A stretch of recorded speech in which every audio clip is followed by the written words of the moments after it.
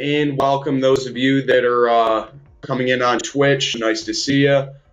My name is Devin Burnison, and I am a certified fitness professional through the American Council on Exercise, as well as a sports performance specialist and a USA Sports Performance Level 1 certified coach. So what does that mean? Sounds like a lot of hieroglyphs. But essentially that means that I'm a practitioner in exercise and fitness related movements and sport performance enhancement. So what that typically entails for me, kind of going back through working with athletes, you have this contrast between a sport related task and what is a functional or daily movement task, right, that we're working to improve on. So, I have experience in working with different modalities of training, working with geriatric clientele. So we're talking about more lifestyle-based training, low intensity, low impact, and then even ranging from traumatic brain injury, some more inclusive special populations. Those are currently where I'm operating on the other side of things. Aspiration Athletics is built upon and predicated on enhancing the lives of and performance of athletes and lifestyle training habits as well. So the lifestyle populations, so ranging between 18 to 40, right? When we're referring to either lifestyle population and youth athletes, I like to start. So my athlete population, I'm more in the range of like 12 to low 20s, and even early 30s. But generally, the lifestyle populations I'm working with are between 18 and 60. But in terms of the target demographic that I operate through in my private practice via Aspiration Athletics, my company, we're targeting more specifically 18 through middle-aged adults, so 40-year-olds. So with that being said, there is different needs, there's different specifications of training, there's different ways of addressing performance-related tasks and how it relates to daily life tasks. So how I train an athlete is not how I'm going to prescribe training to a general lifestyle individual. They both require different means of recovery. They both require different means of progressions. We're talking about the contrast between individuals who have built the proprioception or body awareness via these high-performing athletes. They're hyper aware of their body and where they're at in space. So that makes it a better transition into teaching these more specific and intense movement patterns that maybe our general lifestyle populations can't quite endure, right? Or haven't built up the motor recruitment necessary to handle some of the stressors of these either, dynamic movement patterns or heavy loads. I choose, and I guess what I really want to hone in on here is I'm really on these platforms, for those of you that are listening on Twitch. I'm really on these platforms right now to spread the message and create awareness. This is my absolute passion, being able to see the progression and help individuals go from a point where they can hardly walk and their quality of life is nil to being able to bring them to a better quality of life and a more functioning body, and to, in a sense, regain what they lost in part of their lifestyle. So that is been the life-changing event for me. throughout my experience in working with cardiac rehab patients, and even getting more hands-on in my personal training and coaching endeavors. So that's been important to me, and I'm on these platforms trying to create as much awareness to what is my ability and my knowledge to not only shed light on certain issues and strategies that are going to help you live happier and healthier and be more physically capable, but also to spread my truth, which is my passion for people. I'm really enthralled by my career. I'm thankful every single day I get to help somebody. Just like everybody else, the job sometimes gets monotonous. I think that's just part of human nature to always try to strive for a bit more excitement in our lives. But for the most part, I love what I do.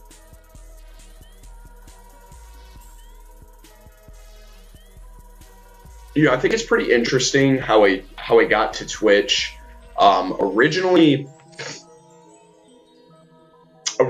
Twitch was, to me, as far as I remember, going back to like 2015, 2016, I was heavy into League of Legends and DayZ.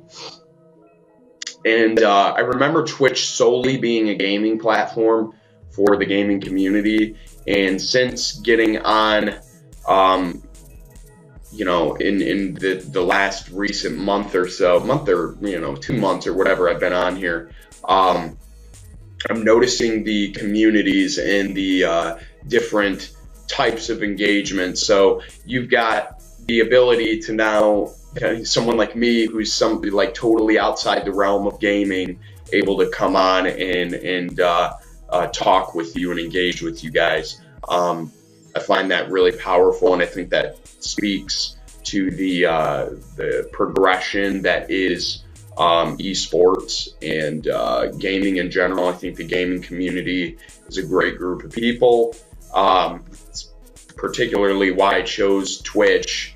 I really think that video games are awesome. I think that they're fun. I think that they can be a rewarding experience and an exhilarating one as well. However, I think that just like anything else in life, there can be too much of it. So not to say that I don't want you guys to enjoy your games, but like, this is my opportunity to shed some light on how we can take a break for maybe an hour, maybe less, and just focus on some strategies that are going to help bring us to a better physical place, so that maybe at the end of the day, when we are playing some games, it's not, having a harsh effect on our physiology.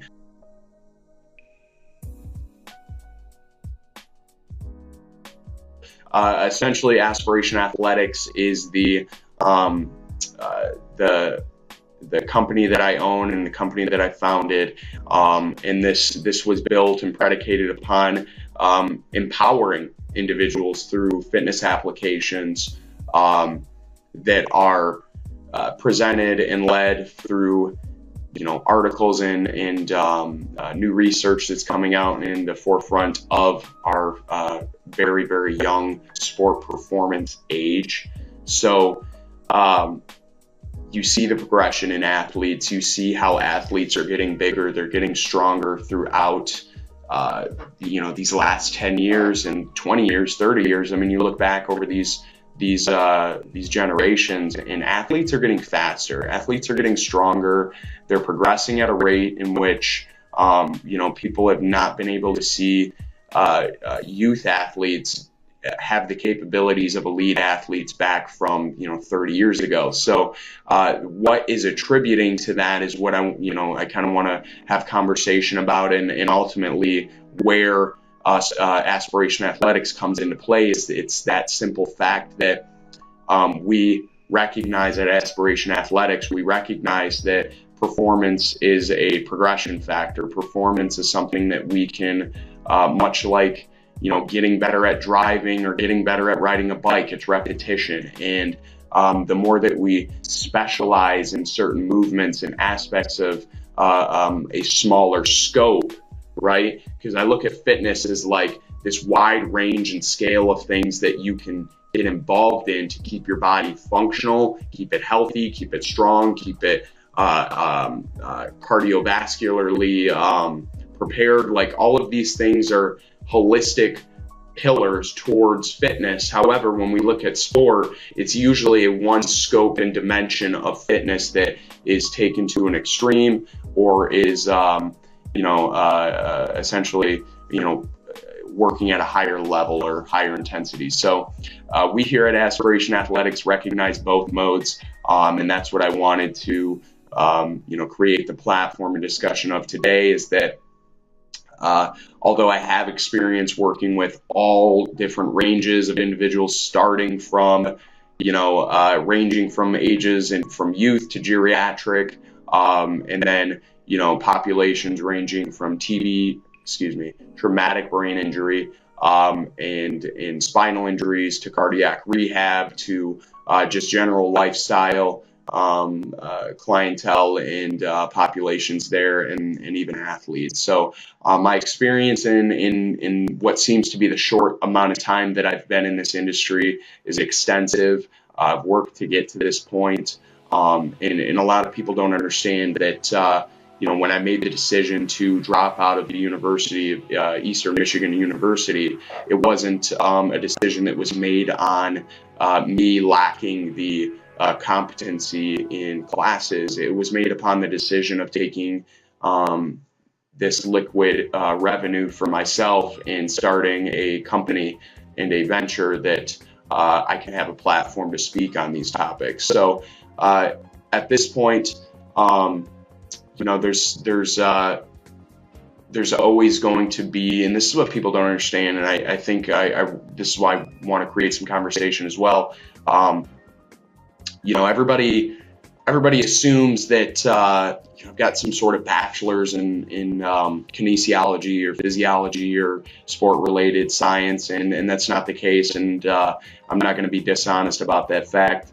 I want people to know the truth. I want people to know who I am, and that's not what I represent. So no, I do not have a bachelor's degree, and no, I'm not in school. However, what I can tell you is, once I seceded from the university and seceded from Eastern Michigan, it was predicated on the thought process of having a platform where I can spend more time discussing these issues and topics related to not only sport performance optimization, but lifestyle training, and ultimately, fitness applications that are going to be applicable to you toward your current fitness levels. So these are all things that I'm very passionate about. These are all things that I went to college for, and I got what I needed out of it. And until there is a need for me to go back, I'm doing what I love, and I do a good job at it. So there's nothing more that I could want out of that, but that is me being upfront and transparent with you. I think it's important because I think all of us have this perspective or simply a view on individuals where, if they don't have a accolade, or maybe they don't have some sort of certification or degree, we automatically devalue and demean that individual.